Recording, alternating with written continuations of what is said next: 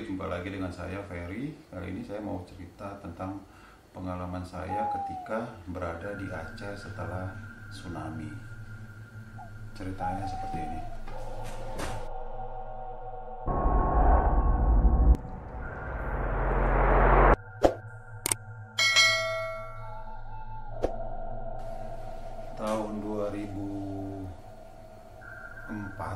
Tahun 2004 ya. Tahun 2004 bulan Desember kalau nggak salah, tanggal 26 Desember 2004 tsunami menerjang kota Aceh. Gue ingat banget kejadian itu karena pada saat itu saat kejadian tsunami aku lagi berada di Bali, dan di Bali waktu itu pas mau tutup tahun saya udah berada di Bali, tapi pas tanggal 26 pagi, pas tanggal 25 pagi, 25 malam saya sama teman-teman masih merayakan Christmas gitu deh, Christmas di Bali. Dan pada 26 pagi saya pas lagi bangun pagi, saya lihat ada di TV bahwa Aceh dilanda tsunami dan menewaskan ratusan ribu orang yang meninggal gitu. Entah kenapa pada saat kejadian itu saya asik kepikiran terus sama kejadian tersebut, sampai akhirnya pulang kembali ke Jakarta. Saya ingat banget waktu itu kan saya masih jadi jurnalis di salah satu media di Jakarta, dan kebetulan 3 bulan setelah tsunami itu Aceh itu masih benar-benar porak-poranda gitu, dan saya mendapat kesempatan untuk liputan ke sana gitu bersama beberapa artis. Kita berangkat ke Aceh sambil memberikan donasi gitu ya. Kebetulan juga saya senang aja gitu mendapat kesempatan untuk melihat seperti apa sih Aceh setelah dilanda tsunami gitu. Dan saya beserta beberapa jurnalis lainnya, kita berangkat naik pesawat, kalau nggak salah pesawat Hercules atau apa ya, pokoknya ingat saya tuh kita tuh ke Aceh tuh langsung dari Jakarta langsung ke Aceh gitu, nggak transit ke Medan gitu. Dan akhirnya sampai di Aceh kita langsung melihat suasana di Aceh, melihat gimana porak-porandanya Masjid Agung di Aceh, terus beberapa tempat-tempat yang di Aceh masih rata semua. Dan saya melihat juga beberapa orang masih mengais itu bangunan-bangunan yang rubuh, mengais rumahnya yang nggak tahu ya, dia tuh wajahnya tuh ya gimana, wajah orang yang sedih karena semua anggota keluarganya meninggal gara-gara terseret arus tsunami gitu. Jadi ini si bapak-bapak ini dia cerita, dia cuma dia sendiri yang hidup, sementara istri dan anak-anaknya sampai saat itu masih belum ketemu gitu. Dan hampir di semua lokasi yang kami jumpain itu masih banyak juga bangkai-bangkai gitu, masih bau bangkai gitu. Jadi pada saat itu setelah kita mendarat, kita langsung melihat-lihat suasana.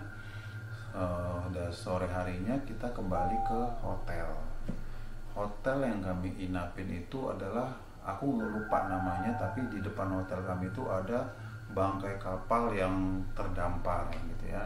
Dan kami nginap di hotel tersebut berada di lantai, kalau nggak salah lantai 3 ya, lantai 3 karena lantai 1 sama lantai 2-nya masih ada bekas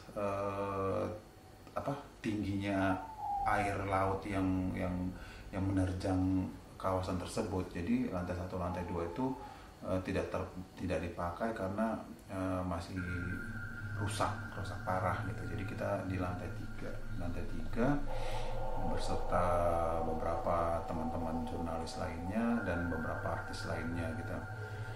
Karena lainnya masih rusak semua, masih porak-poranda. Jadi salah satu hotel yang masih bisa ditempatin ya di hotel tersebut gitu.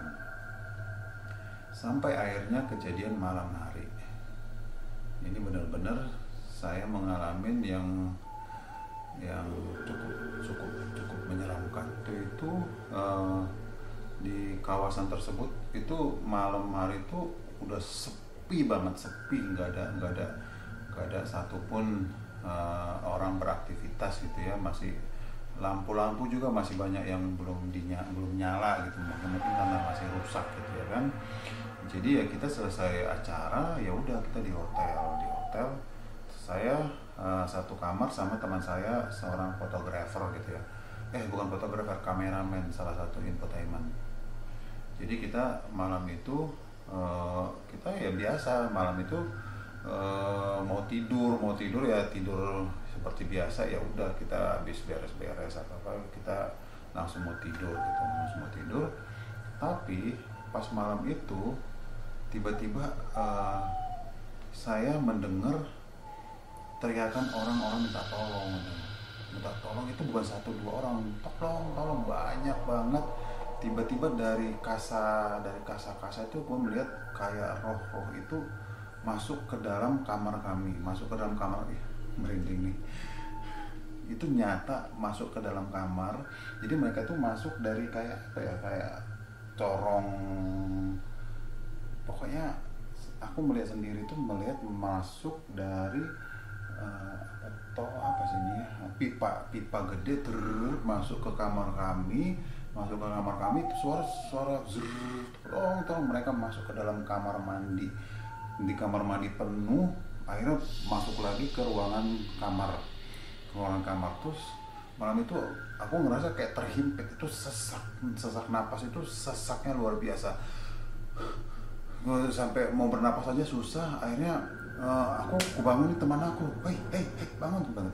Kenapa? Di sini banyak banget. Jadi dia tuh tidak bisa melihat apa-apa, tapi aku bisa melihat. Sampai aku bilang, di sini mereka tuh banyak banget. Siapa? Itu korban tsunami, aku bilang itu kan. Hah? Tapi memang dia akhirnya ngerasa sendiri gimana beberapa benda bergetar-getar gitu, bukan gempa tapi bergetar-getar. Terus akhirnya aku bilang, mereka makin banyak, aku bilang gitu kan.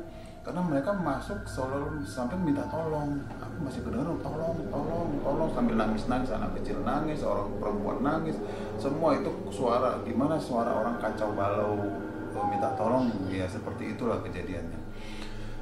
Karena di kamar itu sudah sangat penuh, akhirnya aku bangun teman aku bangun, ayo kita pindah, kita keluar begitu. Akhirnya kami keluar dari kamar itu, kalau nggak salah jam setengah satu, antara jam setengah satu sampai jam 1 tengah malam. Kami keluar kamar, kami keluar nggak bawa apa-apa, kita keluar, terus kita naik ke lantai 4, nggak tahu pokoknya, bukan lantai 4, tapi kita pindah ke kamar teman yang lain. Tengah malam kita gedor teman, terus mungkin mereka masih tidur ya teman yang lain, agak berapa lama dibuka, terus kita numpang tidur di sini. Kenapa? Terus akhirnya aku ceritakan aja kejadiannya, terus mereka akhirnya kita tidur rame-rame di kamar tersebut,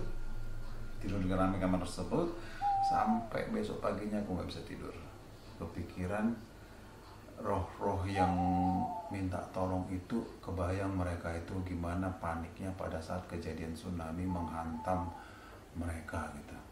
Jadi itu bukan 1-2 orang loh, kayak ada ratusan roh itu masuk ke dalam kamar. Pertama mereka masuk langsung ke arah kamar mandi,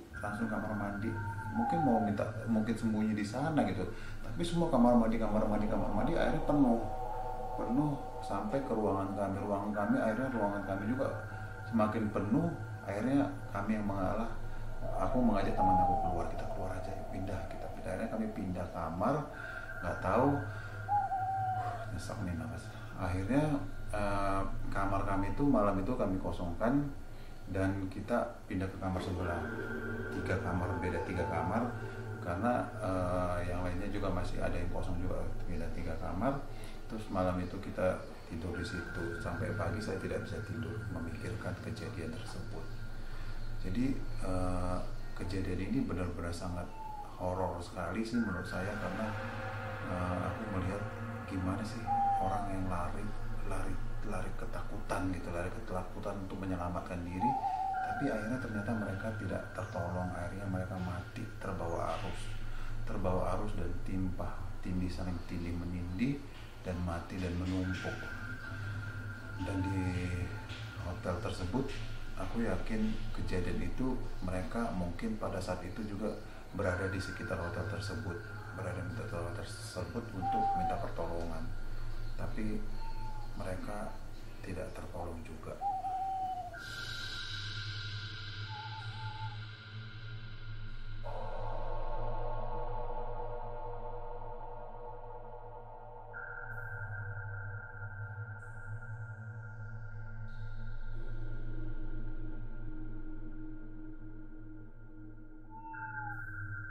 Demikianlah pengalaman aku waktu kejadian tsunami di Aceh, dan merasakan seperti apa roh-roh para korban tsunami yang minta tolong untuk diselamatkan, tapi karena mereka tidak terselamatkan, mereka akhirnya selalu berada di sekitaran hotel tersebut gitu. Dan mungkin setelah roh mereka dan mungkin setelah jenazah mereka diketahui atau ditemukan dan dikuburkan secara massal, mungkin mereka